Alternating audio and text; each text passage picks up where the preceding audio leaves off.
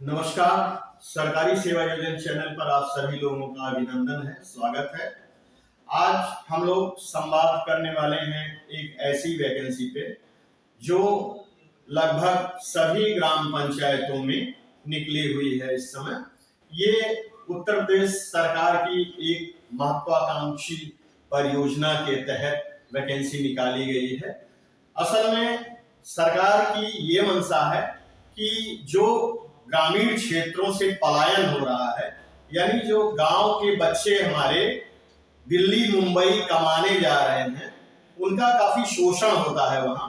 तो सरकार की ये मंशा है कि अगर वास्तव में उनको रोजगार उसी गांव में मिल जाए तो वो बहुत ही श्रेयस्कर होगा। उनको वहीं रोजगार उपलब्ध हो जाएगा तो उनका पलायन रुक जाएगा, वो बाहर नहीं जाएंगे, दिल्ली मुंबई कमाने नहीं जाएंगे। इसी योजना के तहत पंचायती राज विभाग उत्तर प्रदेश से लगभग सभी ग्राम पंचायतों में जगह आई है, और ये जगह जो आई है ये पंचायत सहायक की जगह है। इसको हम दूसरी भाषा में अकाउंटेंट भी कह सकते हैं और इसको डाटा एंट्री ऑपरेटर भी कह सकते हैं। यानी इस पद को आप पंचायत सहायक भी कह सकते हैं और इसको डाटा एंट्री ऑपरेटर भी कह सकते हैं और इसको अकाउंटेंट भी कह सकते हैं। कुल पद है 4821, यानी 4821 ग्राम पंचायतों में ये जगह निकली हुई है। योग्यता इसमें इंटरमीडिएट मांगा गया है और इंटरमीडिएट के साथ जिन लोगों को कंप्यूटर का ज्ञान होगा उन्हें वरीयता दी जाएगी। पुरुष और महिला दोनों में से कोई भी आवेदन कर सकते हैं।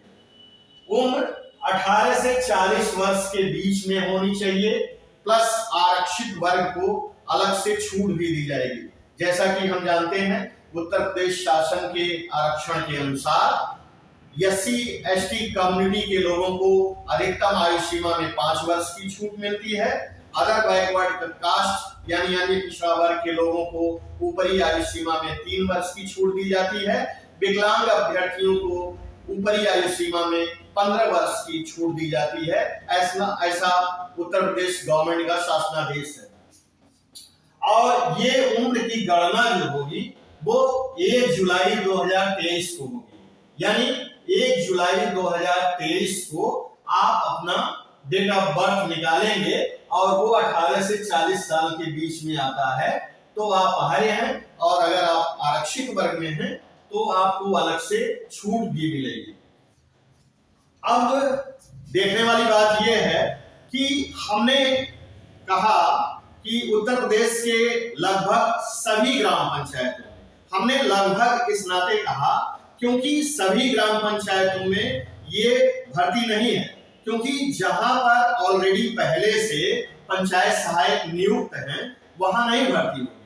केवल उन्हीं ग्राम पंचायतों में नियुक्ति होगी जहां किसी कारणवश पंचायत सहायक ने अपनी नौकरी छोड़ दी है या वहां इस समय पंचायत सहायक की नियुक्ति नहीं हो पाई है। वही ग्राम पंचायतों में इस पंचायत सहायक पोस्ट की भर्ती होनी है।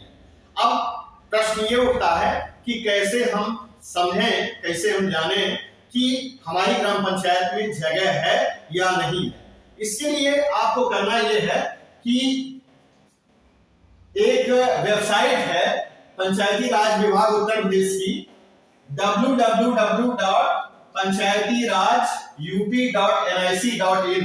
अपने मोबाइल में या लैपटॉप में या सिस्टम में ये वेबसाइट डाल करके आप जब खोलेंगे तो पंचायती राज विभाग उत्तर प्रदेश की वेबसाइट खुलेगी और उसमें यह पूरा ब्यौरा दिया हुआ है कि किस किस ग्राम पंचायत में ये भर्ती होनी है। वहां से अगर आपको अपना ग्राम पंचायत मिलता है तो आप अपने ग्राम पंचायत में फॉर्म भरने के लिए अहर्य। अब ये देखते हैं कि वास्तव में ये जो भर्ती है इसका आधार क्या है। एक बात हम स्पष्ट कर दें, ये भर्ती जो है वो संविदा आधारित है और इसमें आपको मानदेय दिया जाता है, वेतनमान नहीं दिया जाता है। और मानदेय जो है वो फिलहाल अभी 6,000 रुपया महीना है, लेकिन इसको सरकार बढ़ाने के लिए विचार कर रही है, क्योंकि 6,000 रुपया एक छोटा अमाउंट होता है और गवर्नमेंट जो है इसको बढ़ा करके कुछ बड़ी धनराशि करने जा रही है। अब हम देखेंगे कि वास्तव में कौन कौन से लोग अहर्य हैं। इसके लिए सबसे बड़ा अहर्यता का जो पैमाना है वो ये है कि आप उसी ग्राम पंचायत के निवासी होने चाहिए। मतलब आप दूसरे ग्राम पंचायत में आवेदन नहीं कर सकते हैं, अपने ही ग्राम पंचायत में आप आवेदन कर सकते हैं। इसलिए निवास प्रमाण पत्र लगाना जरूरी होता है। अब हम इस पे बात कर लेते हैं। कोई भी फॉर्म भरने के लिए सबसे बड़ी समस्या ये होती है कि व्यक्ति ये पूछता है कि क्या क्या लगेगा। तो क्या क्या लगेगा इस पर हम लोग थोड़ी सी बातचीत कर लेते हैं। सबसे पहले तो शैक्षिक योग्यता की प्रमाणित फोटोकॉपी लगेगी। स्व प्रमाणित फोटोकॉपी मतलब आप अपना हस्ताक्षर करेंगे।